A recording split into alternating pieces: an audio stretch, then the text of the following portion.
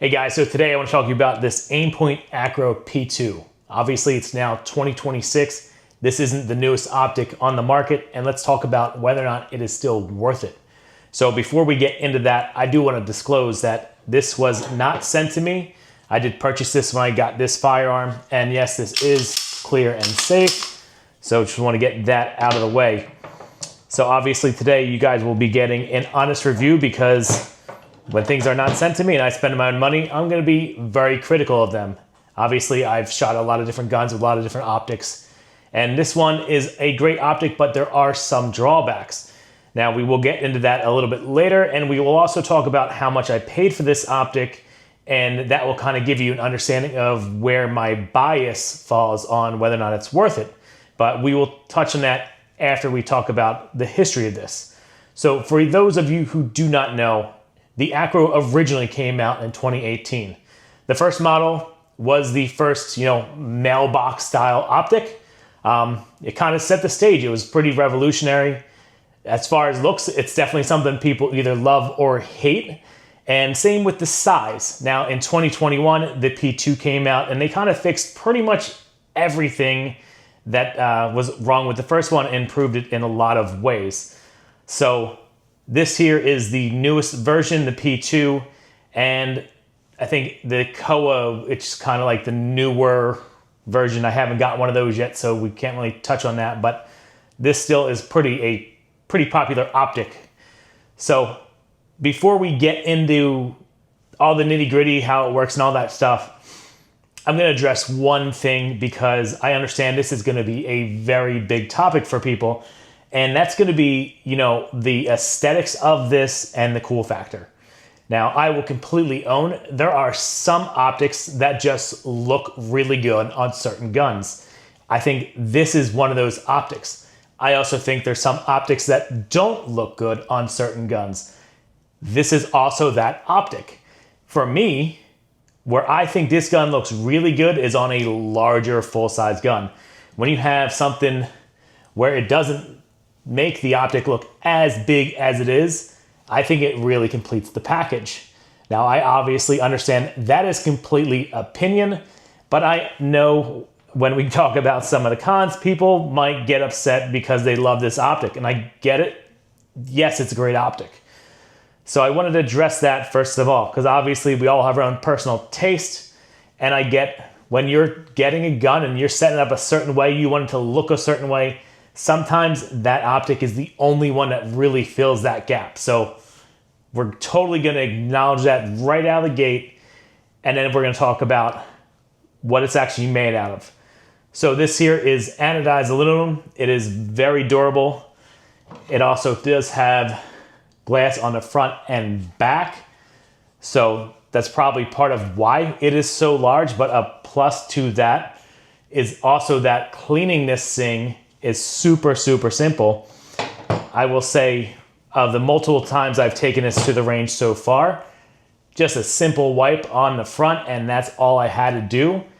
Obviously, depending on your setup and where your actual optic sits in relation to where the ejection port is, that may vary. For this Walther PDP, it does not get very dirty. So for me, that's a plus. The glass of this optic, very clear. I have absolutely no concerns about this glass. I think it's great. Definitely something I know as far as clarity and tint is something a lot of people factor in. I don't think this is bad at all. I like it a lot. So the other thing that sets this apart is, and I will probably guess this was probably one of the first optics to do this, because I know it's still a more relative new idea, having your battery door on the outside. Now that is super clutch, because we all know it sucks if you have to change a battery and then you have to re-zero optic, or at least confirm zero, depending on your setup. But having a battery door accessible without having to take the optic off the firearm is a huge plus in my opinion. And honestly, it's something I personally look for in optics. The first couple optics I've gotten years ago on my first couple handguns, they were the older style where you had to take it off, and that's a huge pain in the ass. So if you guys have dealt with that before, you totally understand what I'm saying. And having that battery door on the outside like that definitely comes in handy. Now, I will say there's two areas where I think this optic does things exceptionally well. And I will say the first is how you make the adjustments.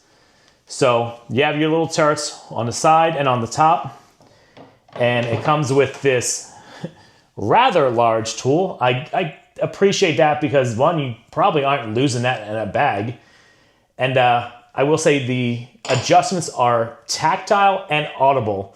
They're very positive clicks, which I really like. I've had a couple optics where you're kind of guessing, did you turn it or not? And that kind of drives me crazy, especially with zeroing. But this does that exceptionally well. I really like that. And the same would go for adjusting brightness. The buttons for that, very tactile, nice audible click. You're definitely aware of, are you making adjustments? You can tell right away. It's not really a guessing game. And that's definitely something I expect. For a more premium, expensive optic, those two things, they gotta be the industry standard, in my opinion. I really, really dislike optics that lack one or two of those. It's hard for me to get behind. I can understand the adjustment part, how many times you have to re-zero something. But adjusting brightness, if it does not have an automatic adjusting feature, that can be a real pain. So those two things does it exceptionally well. I will definitely give it pros for that. Now, let's talk about a couple cons here. Obviously, we already talked about, the overall size of this thing. Now, it doesn't look huge on this firearm, but yes, that is a big optic. And to give you an idea just how big that optic is, this is the first setup that I cannot fit in my Condition 1 case because the way it sits too tall. So I understand that's not a total deal breaker, but it's something that is to be considered, the overall size, because for me, I don't see that looking right or seeming like it's enough on a smaller package. Like, you're not going to want to run that on a real small gun. I think it's going to look kind of obnoxious. And again, yeah, that's personal opinion. But the other con is the window size. So you have a really large optic, but you have a really small window.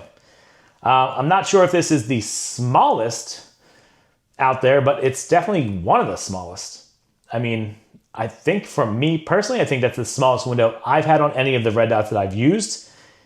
And yes, it is still usable, but I would say in some cases, especially if you have a gun that's really snappy, like a small snappy gun, that optic is gonna be annoying. And the reason I say that is because having a small window where your gun is jumping up on you like that, you're not gonna be able to keep that sight picture. And obviously, while shooting, the one thing you want to do is remain target focused and know exactly where you're shooting, be ready for that next shot. So that would be another con. For a gun like this, where it doesn't have a ton of recoil, yes, there's some snappiness in this PDP, but it's still manageable enough where a small window works. So again, I totally respect if someone thinks otherwise, but for me personally, that is what I'm seeing. As far as the life of the battery, there is another con to this. The fact that this optic is always on. A lot of optics these days, they have a shake to wake feature, which dramatically reduces battery usage. Now, this does have a life of 50,000 hours, so it's pretty good. But compared to some of the other stuff that turns off on its own, I personally would prefer something that's shake to wake, but it's not the end of the world for me. I guess people seeing that the life you could get out of the battery won't see it as a con, but I think it's definitely something worth mentioning. So as far as price, this thing comes in pretty high. Obviously, we can't discuss overall price here on this platform, but it's in the more than 5 and less than 7, if you get what I'm saying. For most things. Obviously, you can get deals on stuff, but generally, I've seen it at that, and that's probably a big reason why I hadn't gotten one before this. Now, when I saw this combination, there were a couple of reasons why I picked this model. One, that it was specifically cut for the Acro, so it direct mounts. That's a huge pro for me in anything I'm going to carry or use. But two, often when you get a firearm with an optic, there is a price savings. Not always. Sometimes they still get you if you want the newest, hottest thing you're going to really pay for.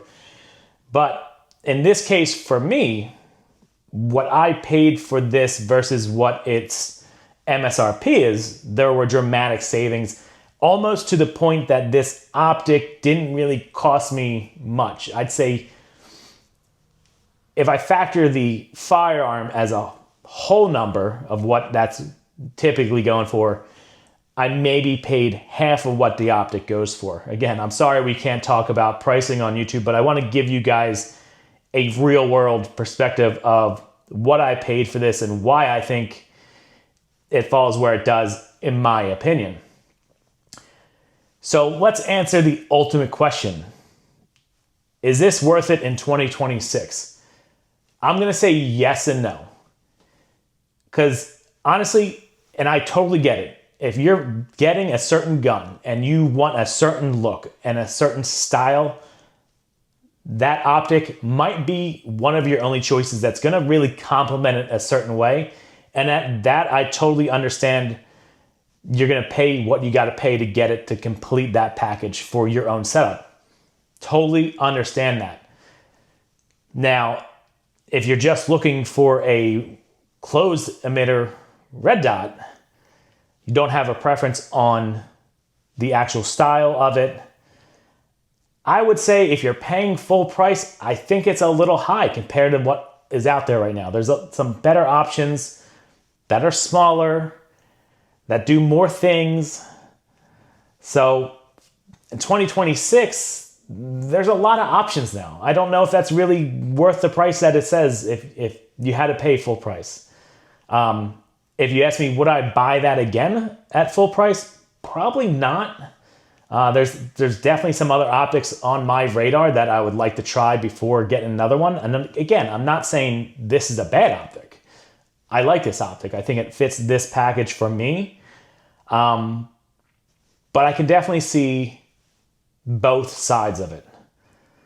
So I hope you guys appreciate my honest, real feedback on this. If there's anything I forgot to mention about this, please ask me in the comments below. I will get back to you once I see it.